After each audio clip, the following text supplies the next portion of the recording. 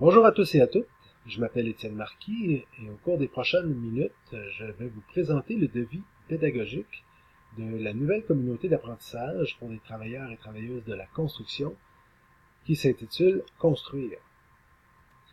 D'où viennent les besoins pour créer une telle communauté d'apprentissage?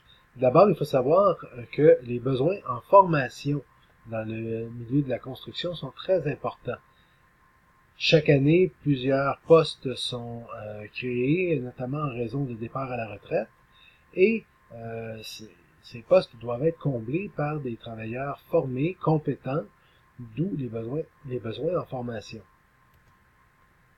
Chaque année, donc, depuis plusieurs années, près de 9000 élèves s'inscrivent à l'un des 3 programmes d'études secondaires techniques suivants, c'est-à-dire charpenterie-menuiserie, électricité, soudage-montage, qui sont liés au programme au milieu de la construction. Mais il n'y a pas seulement les élèves, les jeunes, qui sont visés par la communauté d'apprentissage, les adultes également, dont les besoins de formation continue sont importants aussi. Il faut savoir à ce sujet que la Régie du bâtiment, ça c'est l'organisme qui gère tout le secteur de la construction au Québec, eh bien, la RBQ s'apprête à obliger les entrepreneurs et leurs employés, donc les travailleurs, à aller chercher un minimum d'heures de formation chaque année. Et ça, c'est un peu sur le principe qu'on observe dans plusieurs milieux professionnels. Par exemple, bon, on le voit dans certains articles ici, les avocats, les ingénieurs, les notaires doivent suivre 30 heures de formation continue sur une période de référence de 2 ans, les architectes 40 heures sur une période de 2 ans, les optométristes 45 heures sur une période de 3 ans. Alors cette formation-là pourrait s'appliquer aux travailleurs de la construction aussi. Ce n'est pas encore le cas, mais ça pourrait venir au cours des prochains mois, prochaines années. Alors, qui sont les apprenants visés qui pourraient avoir recours, qui pourraient bénéficier d'un service comme une communauté d'apprentissage, comme Construire? Il faut savoir que l'industrie de la construction, c'est pour les hommes en très, très grande majorité. À l'heure actuelle, 98,5% des travailleurs de la construction, ce sont des hommes. 1,5% donc des femmes. Et l'industrie vise à augmenter, à doubler ce chiffre. Donc, on vise beaucoup les femmes pour aller chercher d'ici 2018 à peu près 3%. Donc, l'objectif est là. On voit que c'est encore assez modeste pour ce qui est des filles, mais on les vise quand même par les programmes. Qui sont les apprenants dans le milieu de la construction? Ben, les travailleurs, surtout, on dit d'eux qu'ils sont des lecteurs moyens, équivalents en capacité de lecture 3e secondaire. Il faut en tenir compte. Le besoin de contenu dynamique est là pour intéresser, pour rejoindre un plus grand nombre d'apprenants. Extrêmement important dans une communauté comme celle-là, l'accès à des experts c'est ça que les travailleurs et les apprenants veulent obtenir. Ils veulent avoir le coffre à outils des pros.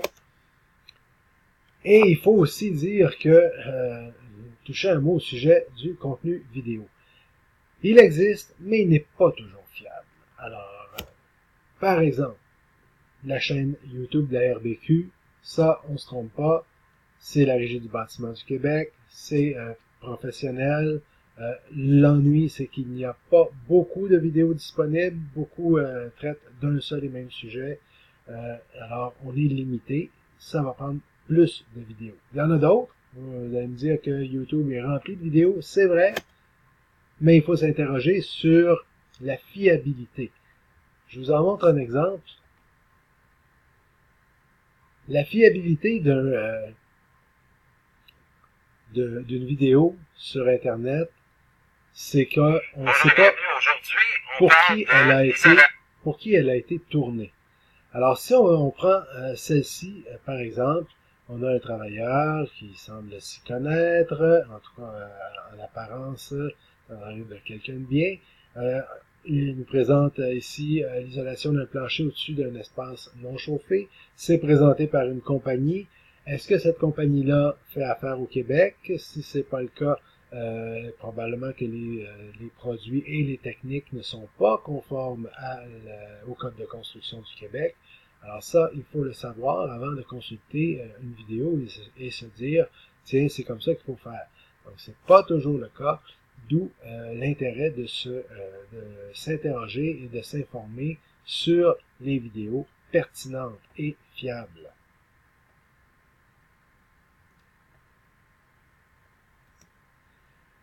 C'est pour ça que l'objectif général du site, de la communauté, pas du site, mais de la communauté d'apprentissage Construire, c'est d'offrir un soutien en formation aux travailleurs et travailleuses de la construction actuels et en devenir par l'intermédiaire d'une communauté de pairs et d'experts. Et j'insiste, offrir un soutien, les programmes existent, et il faut maintenant trouver un moyen de les rendre plus efficaces, plus dynamiques. Les compétences visées, outre les compétences des programmes, déjà décrites dans les programmes, ici, on veut développer des habiletés à trouver et à consulter des sources fiables d'informations. On vient tout juste d'en parler avec les vidéos. C'est important. Tout n'est pas bon sur Internet. Et en plus, sur Internet, tout n'est pas nécessairement conforme au Code de construction du Québec.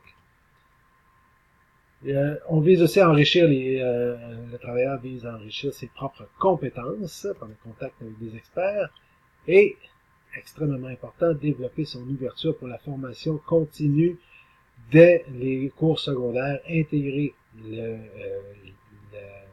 la communauté d'apprentissage Construire permettra de développer cette ouverture pour la formation continue parce que tout au long d'une carrière, un travailleur de la construction doit rester à jour. Dans quel contexte va être utilisée la communauté d'apprentissage? En classe. Elle va être utilisée comme soutien à la formation professionnelle, autant chez les jeunes que chez les adultes. En milieu de travail, elle peut servir à des activités de perfectionnement et pour la formation continue. Essentiel ici de préciser que le participant doit s'inscrire à une formation pour avoir accès à la communauté d'apprentissage. Ce n'est pas une communauté qui est ouverte à tous. Il faut être en processus de formation. Et aussi, chaque activité ou cours a ses outils propres.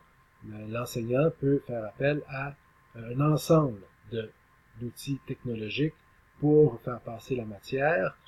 L'important, c'est le Canva que l'on va présenter ici même dans les outils numériques. Alors, de quoi ça va avoir l'air, cette communauté? D'abord, c'est sous forme de tableau d'affichage, Lino ou Padlet.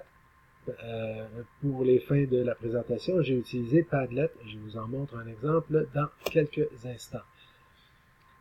À partir de Padlet, on donne une accessibilité à un ensemble d'outils technologiques, tout ce que l'enseignant utilise déjà, que ce soit pour les présentations, le PowerPoint, Prezi, les animations, les dessins. Alors tout ça, c'est bon. Bien entendu, ça nous prend de la vidéo. Important de voir ce qui est dit ou écrit. Je me réfère tout de suite aux capacités, aux aptitudes en lecture. Est-ce que les aptitudes en lecture sont très fortes? Non. Donc, c'est important de joindre un support vidéo pour montrer ce qui est écrit dans les manuels. Je reviens tout de suite à mon tableau d'affichage Padlet. Voici un exemple de ce à quoi ça pourrait ressembler. Alors, sur Padlet, ce qui est intéressant, c'est c'est d'afficher, de présenter. Alors, l'enseignant peut présenter ici, dans la formation charpenterie-menuiserie, une description du programme d'emploi Québec, donc les objectifs, les possibilités d'emploi, etc. Alors, le lien ici, des vidéos formatives. Ici, c'est de Compétences Québec, ça peut être une vidéo de l'enseignant, bien sûr.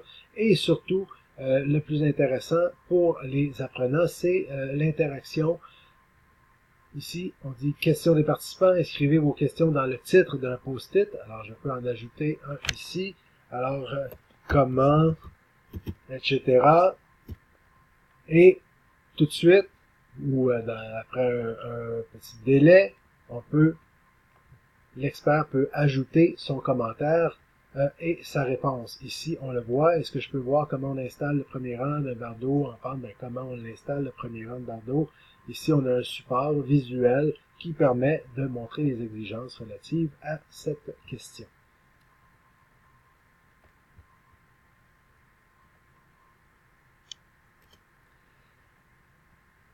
Les contributions attendues des participants.